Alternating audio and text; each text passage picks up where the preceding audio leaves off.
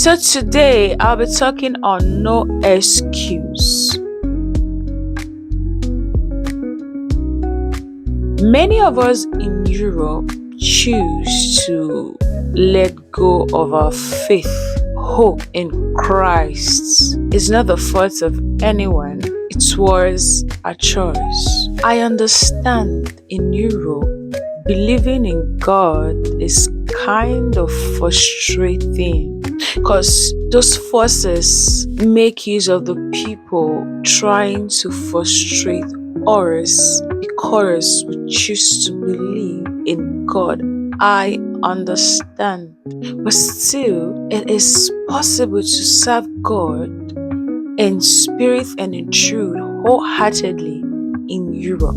And also, many of us do say that if you don't adapt to their systems, ways, and form, you can't make it in their land. That it is not possible to succeed. It is not possible to achieve anything if you don't follow their ways and system. That's just an excuse we give for our behavior. So you see, I like to remind us that there were people who lived and succeeded in another man's land without letting go of their faith, hope, and belief in Christ, rather in God.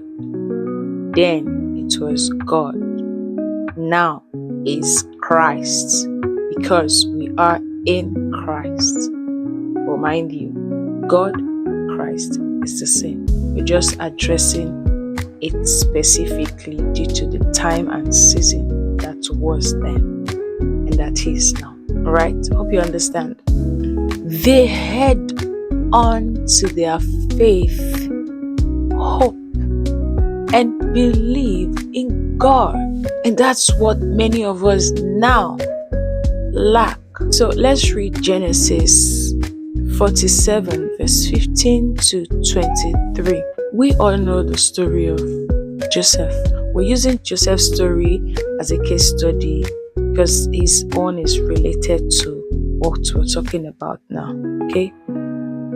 So you find out that from this his story, he is just like us, living now in another man's land. He once lived in another man's land without letting go of his faith, hope, and belief in God. So according to the story, it was sold by his brethren. He was bought by Potiphar, and when he got to Potiphar's house, Potiphar's wife made advances at him. You see, Joseph would have said then, now I'm not in my father's land, so let me just live my life the way I like. I just want to live my life, enjoy myself, just like many of us now in Europe, in other nations do say. We just say, I beg, I'm no longer in my father's house, I'm no longer in my father's land, I'm not in my nation, I'm in another man's land. In order for me to succeed here, I just need to adapt to their ways and system. Let me just forget about God, live my life. After all, I'm not here to serve God, I'm here to make money. I know I didn't leave my father's country to another man's land to be going to church and all of that. I beg, I'm here for money. That is what many of us do say now. That's the excuse we give now. But God will help us. Yes, He will help us. You know, Potiphar's wife could have given him all of the things he needed to live a good life without God. Just like we now in Europe, one of the ways and strategies the people in the land use are this. So they offer us what they think we want, what they think we need. Because to them, we are here just to make money.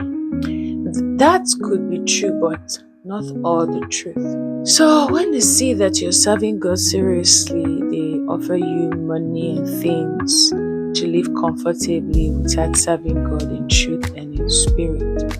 You can even be going to church, you can be praying, but It must not be in truth, though. That's the condition for their offer. And that they do indirectly. They don't just, come. They use wisdom and strategies to bring the offer. But Joseph, a man like you and I, that once lived in another man's land, just as you and I live in another man's land, he rejected that offer and chose to believe in God and serve God wholeheartedly in another man's land. You see, do we have an excuse? No, we don't. But don't worry, let's continue. We all know how the story ends. After suffering and all, God exalted him above the people and the origin of the land. It was not Pharaoh that exalted him. It was God, because he chose to believe in God. So he was exalted. Oof. The origin of the land is still the same God. You're not serving another one. It's still the same God. So why don't you believe in him that if he had done it, that he will still do it now? Why do you find it so difficult to believe in him? Why? So it got to a time he was telling the origin of the land for them to get grain because of the fame that they had to bring their land, etc., in exchange of grain. But remember, that's one of the strategy the people in the land usually used against us in exchange of our destiny, in exchange of our stars, in exchange of our glory, many things. But you see, Joseph has proven to us that when you hope and believe in God, why in another man's land, that God can make you to be the one deciding for them, even if they like it or not. Only God can do that. And that's the same God you're rejecting, you're letting go of.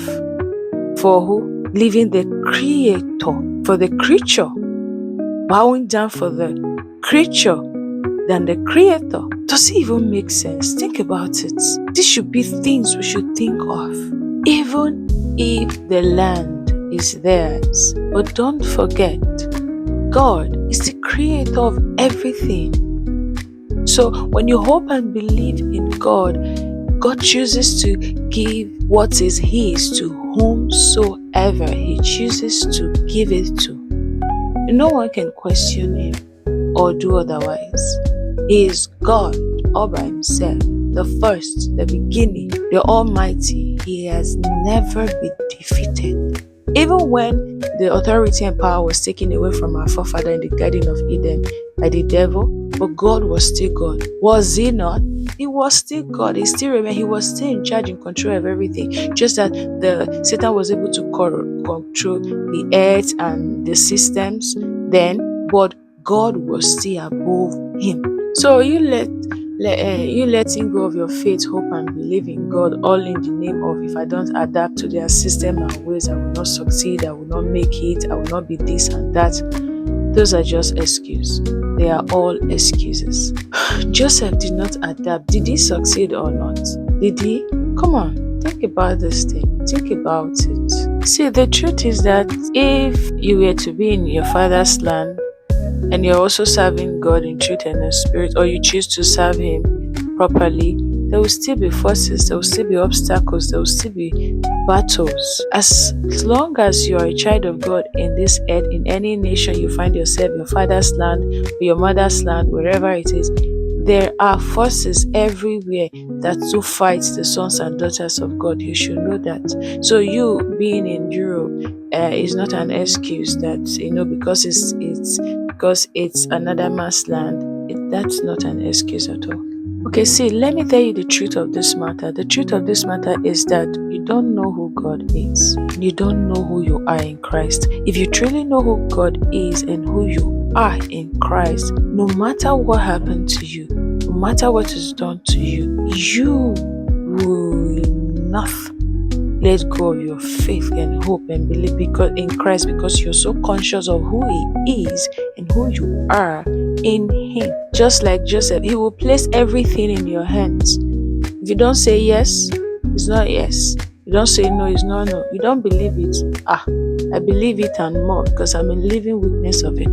I'm a living witness of that. Yes.